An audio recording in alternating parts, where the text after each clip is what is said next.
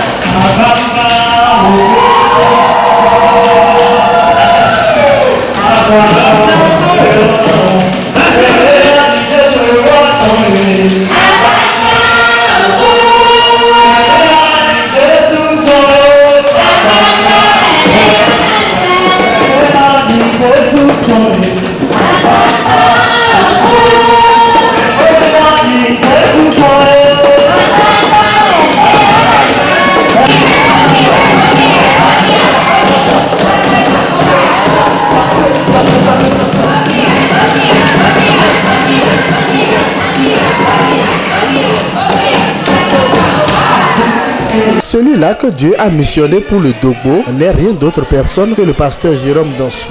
Très joyeux, il s'est exprimé devant notre caméra. Il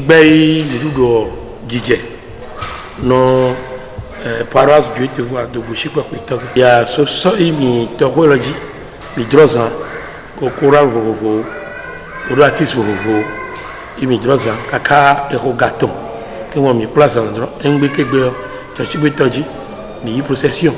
et bobato yachi et watrachi et dakpe et vasa baza mais mi paere gachi me mi le do akodo a cancer to mi duno jije sugo o mi de pocha na poko e gbete ya miracle ngani e yin na do no mi kwa mi atole ken adakpe no bubuji na mi to révérend Joshua Nkwenoel be e dochi ma udwe do lo ma udwe nyuru mi dans les doigts. Arc-en-ciel, il y a 013. Et au bord, au lait pour tout nouveau, il y a un d'euro. Et John le racaille, il me dit, il a dit que nous John. Il avait conçu le mieux, il me dit que nous John. Il m'a dit que nous amoulé. Amoulé, ils sont coulés à Goula. Si il y a un job, sur des jours, mais il y a un tchachila, sur Bédégbé, amoulé, mais il n'y a pas la banque. So amoulé, job à Goula. So, si il ne va pas mouler la Johnny, il m'a dit il pas bé. Si il va pas mouler, il va pas dédier. Amoulé, mais il va tout devoir que du nom de Chimale, Djachimi, Loubé, on déploie un pogo. Mais tu vas dire que sur le Parakou, Nati Tengu, Ghana, Togo, Côte d'Ivoire, Philippe Pouy, Agbomé, il va déployer un pogo. Et dans ce pays, papa, je fais, les gros de ces taux, ils nous nuisent, donc moi, il t'a dit il va nous aller encore. À quand c'est ton tu vas, oui, déployer un pogo. À mes sous-bois, Calais, j'y vais, miracle, à mon vu avoir adhésion. À mon vieux après midi, il godro. Le 22-23 goudou timi igor. Il va avoir pour nous. À mon col numéro 15.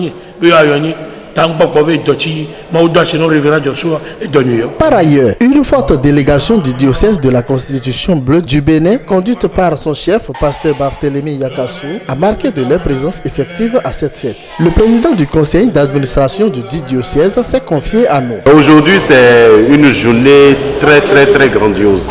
Si bien que la forte mobilisation des fidèles aujourd'hui sur la paroisse Dieu te voit des points de Dobo a été tellement impressionnante. Et je passe par ici pour remercier tous les fidèles chrétiens célestes qui se sont déplacés de par le monde entier pour pouvoir se retrouver aujourd'hui ici. Je suis très content d'eux et je me dis le travail, ça avance. Et Dieu a sa main vraiment dans ce travail. Malgré tout ce que les gens ont programmé pour pouvoir faire tout pour que cette fête n'ait pas lieu.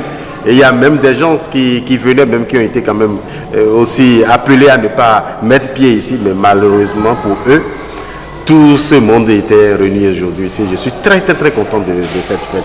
Dieu est miséricordieux et il est amour. Je remercie le révérend pasteur Noël Pointe-Jossou, le chef de réhabilitation du site historique de Rongon-Godo, notre grand leader qui n'est pas présent actuel. Aujourd'hui, sans ce rêve de notre révérend pasteur Noël Pointe-Jossou, vous et moi ne serons pas aujourd'hui dans la paix, malgré les soubresauts, malgré tout ce que l'ennemi a pu quand même faire pour bloquer tout ce que le travail du diocèse de la Constitution bleue. Malheureusement, nous ne sommes pas leurs ennemis, nous sommes toujours des frères, parce que dans la Constitution, dans l'article 1er de la Constitution, le Père Céleste a bien dit l'Église est une, universelle et indivisible. Donc on saute en haut, on descend en bas, tout le monde doit revenir vers la Constitution bleue. Et je suis sûr, certain, ce n'est plus à compter des heures, c'est déjà proche et le lieu est déjà là.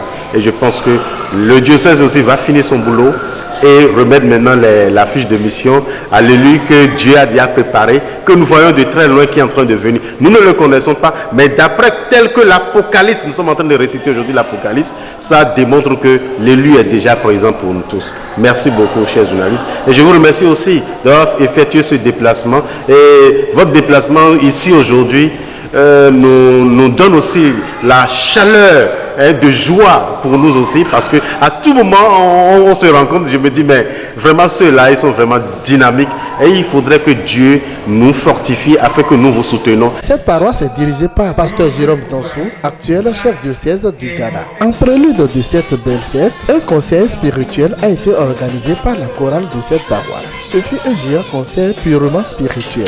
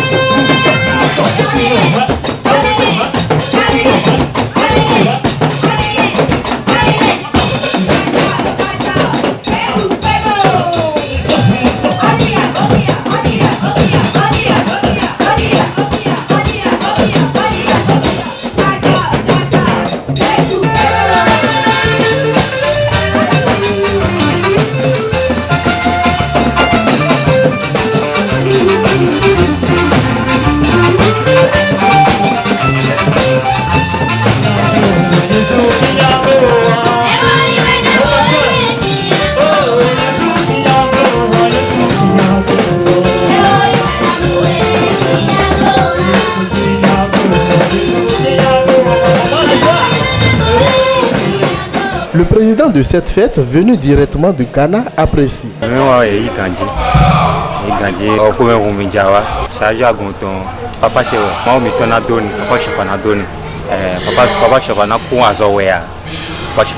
Plusieurs délégations ont marqué de leur présence effective à cette merveilleuse fête. Le chef diocèse de Togo est aussi à la tête d'une impressionnante délégation. Il s'est confié à nous.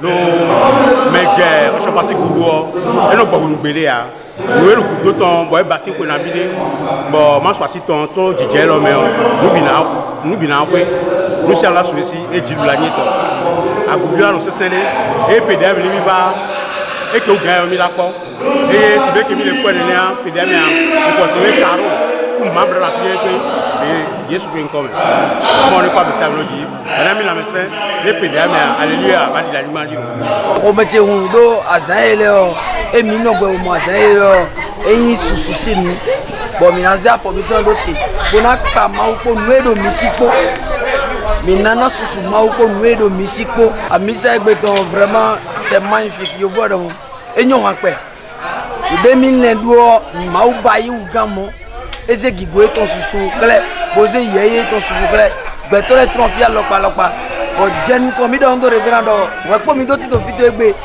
eye yin mede ya won bo fu bo de kemi bo remi wa yin onu bo mi mo gbe to celeste die celeste de so udie fide mi da yo baba mi le di egbe mi lezu celeste dagbe celeste vi pipe papa o se fasi vi pipe donc o be mi ton usutra la ndondo chef de 16 papa Bateremi Yakasu do nikudo tadagbe ndondo pasteur de gosi fia lokpa bo wale assistant pasteur le mi dondo mekoro jijo de enwa ena jijo so ewegbe dagbe po fifa ko na ye mekoton e wegbe na mo via si jijo me se me elezu se dona penton beto lepo ti o pon mi le cameo le ma onyo nu ko do condition ble nyon nu me o be yo adove mi a pon ji wa mi ole egbe ova osugbo iva so vo iva ti o va pon la jijo o be adhesion adomi me adokodomi ta so egbe so yi o condition ble me yo ole yo wa dokodo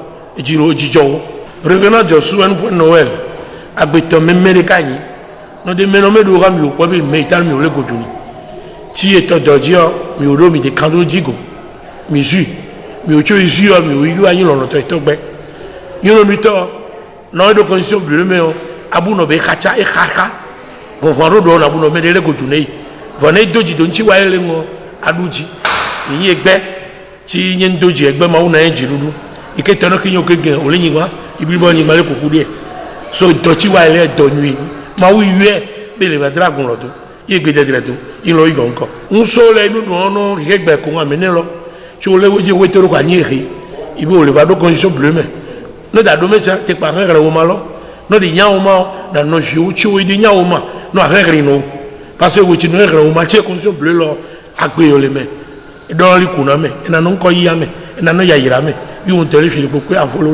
La fête des moissons édition 2024 de la paroisse Dieu te voit de Dogbo est très particulière. Que l'Éternel Dieu Tout-Puissant bénisse abondamment tous ceux-là qui ont œuvré pour la réussite totale de cette fête. Longue vie à vous, pasteur Dansou Jérôme. Alléluia.